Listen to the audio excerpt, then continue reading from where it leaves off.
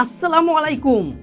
জিম্বাবুয়ের বিপক্ষে white wash এড়ানোর জন্য বাংলাদেশ ক্রিকেট দলকে জানাই ধন্যবাদ ও অভিনন্দন।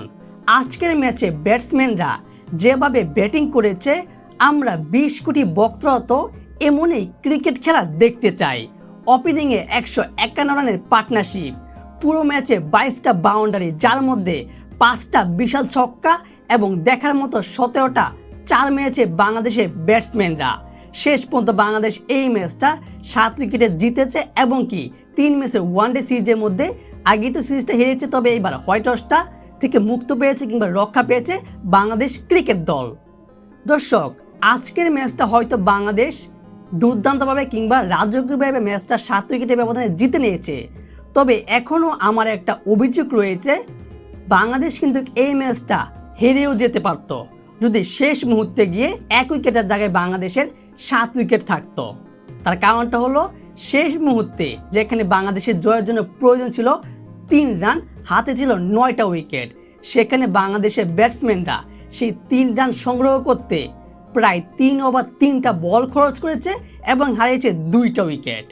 দর্শক, হয়তো আপনাদের বুঝতে একটু অসুবিধা হবে, আমি ম্যাচের শুরু থেকে বলি যে এই ম্যাচটাতে জিম্বাবুয়ের ব্যাটসম্যানরা কীরকম পারফরমেন্স করেছে এবং আমাদের ব্যাটসম্যানরা ক্রিকেটাররা কেমন পারফরমেন্স করেছে।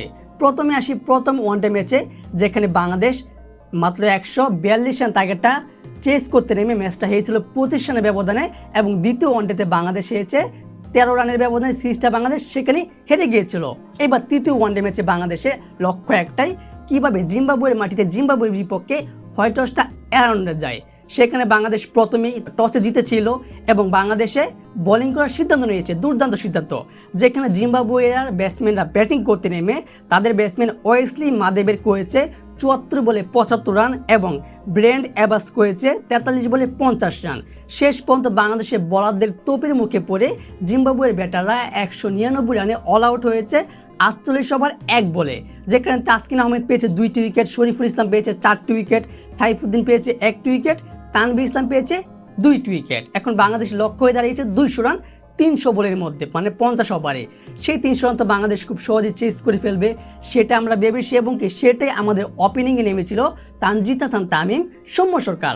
তারা প্রথম ম্যাচে বাজে খেলেও, দ্বিতীয় ম্যাচে বাজে খেলেও, তৃতীয় ম্যাচে এসে তারা কামব্যাক দিয়েছে, যেখানে একের পর এক বাউন্ডারি মেরেছে, একের পর এক রান দিয়েছে, দুর্দান্ত পার্টনারশিপ করেছে, দুর্দান্ত তাদের মধ্যে কম্বিনেশন তৈরি করেছে এবং তারা 151 রানের পার্টনারশিপ করেছে। 151 রানের মাথায় সৌম্য সরকার আউট হয়েছে, সে খেলেছে প্রচুর রান করেছে, বলতে গেলে আজকের ম্যাচের জন্য প্রায় 79 রান 82 বলে, মানে বলটা অনেকটা কম খেয়েছে।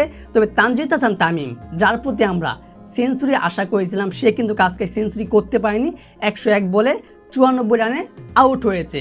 এখন আসি মেন পয়েন্টে, যেখানে তানজিদ হাসান তামিম আউট হওয়ার আগে 33 ওভার 3 নম্বর বলে যখন একটা ছক্কা হয়েছিল, সেখানে বাংলাদেশের সংগ্রহ ছিল 197 রান। তাহলে এই ম্যাচটা জিততে বাংলাদেশের প্রয়োজন ছিল কত? মাত্র 3 রান।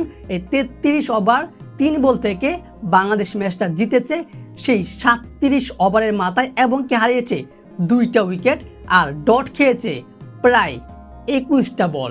বাংলাদেশ লাস্টে যে 3টা রান সংগ্রহ করেছে, সেই 3টা রানের মধ্যে কিন্তু বাংলাদেশের 2টা রান ফাউল এসেছে, মানে 2টা রান ওয়াইড হয়েছে আর 1টা রান বাংলাদেশ দৌড়ে নিয়েছে। এই যে শেষ মুহূর্তে থেকে বাংলাদেশ এইভাবে বাজে খেললো, বাজে বলতে মানে একটা হতাশার মুখে পড়ে কিংবা এরকম ব্যাটিং কোনো, তানজিদ হাসান তামিম আউট হয়েছে, যে ব্যাটসম্যানটা নামবে সে আস্তে ধীরে মানে খেলা শেষ করবে। তানজিদ হাসান তামিম আউট হয়েছে একটা কারণে, তিনি সেঞ্চুরি করতেছিলেন, তিনি ছক্কা মারতে গিয়েছে, কারণ তার ছক্কা মারি তো সেঞ্চুরি হয়ে যাবে, সেখানে তিনি আউট পড়েছেন, তার কেসটা ধরে ফেলেছিল। তবে পরবর্তী ব্যাটসম্যান নেমেছিল তাহিদ হৃদয়, সে কিনা 3 বলে 16 রান করেছে এবং কি নুর হাসান সোহান 3 বলে 16 রান করেছে, তবে সে নট আউট ছিল এবং কি নাজমুল শান্ত 28 বলে 18 রান করেছে। আমার কথা একটাই, বাংলাদেশ যে আজকের ম্যাচটাতে এই 3 রান নিতে গিয়ে প্রায় 21টা বল খরচ করলো, 2টা উইকেট হারালো, এটা যদি মানে শেষ মুহূর্তে হতো, যখন বাংলাদেশের 6টা উইকেট পড়ে গিয়েছে, লাগে 3 রান, তখন কিন্তু বাংলাদেশ এই ম্যাচটা হারতো। তবে সব শেষে বলতে চাই, আজকের ম্যাচটা ওপেনিংয়ে বিশেষ করে বাংলাদেশের ব্যাটসম্যানরা দুর্দান্ত পারফরমেন্স করেছে, দুর্দান্ত ব্যাটিং করেছে এবং কি দুর্দান্ত বোলিং করেছে বাংলাদেশ ক্রিকেট দলকে। তার জন্য জানা একটা ছোট্ট করে কিংবা ভালো করে ধন্যবাদ এবং কি আগামী T20 সিরিজের জন্য শুভেচ্ছা ও শুভকামনা।